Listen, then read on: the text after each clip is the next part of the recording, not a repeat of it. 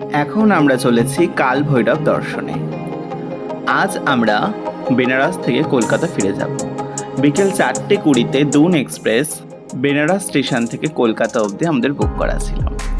আমাদের আজকে প্রায় 9 কিলোমিটার রাস্তা এক্সট্রা ট্রাভেল করে এই ভৈরব দর্শনে আসতে হয়েছে, কারণ এখানে আজকে আমাদের প্রাইম মিনিস্টার ভিজিট করতে আসছেন।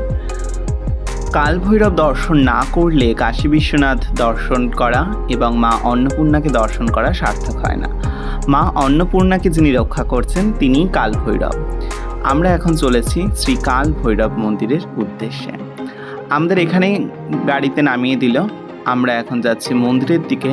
এখান থেকে প্রায় 10-15 মিনিট পায়ে হাঁটা পথ। আর এখানে চলে এসেছে, আমরা এখানেই জুতো রাখলাম, হাত ধুয়ে ঠাকুরের জন্য ফুল মিষ্টি প্রভৃতি কিনে নিলাম। এখন যাচ্ছি পুজো দিতে। তবে ঘড়িতে বাজে 11:30। 12:30টার মধ্যে মন্দির বন্ধ হয়ে যাবে।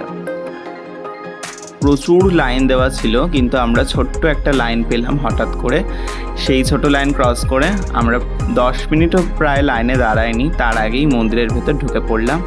এই যে সামনেই এই মন্দিরটি হচ্ছে কাল ভৈরব মন্দিরের গর্ভগৃহ। আর এখানে কত মানুষের ভিড় দেখুন। আর যেহেতু মেন গেট বন্ধ করে দিয়েছে সেজন্য পিছনে আর ভিড় নেই, তবে মন্দির দর্শন করার জন্য এই ভেতরের মানুষদের ভিড়। ওই যে সামনে যেই মূর্তিটি দেখা যাচ্ছে সেইটি হচ্ছে বাবা কাল ভৈরব, যিনি কাশী বিশ্বনাথকে এবং মা অন্নপূর্ণাকে রক্ষা করেছেন। কাল ভৈরব মন্দিরে পুজো দিয়ে আমরা এখন বেরিয়ে পড়লাম।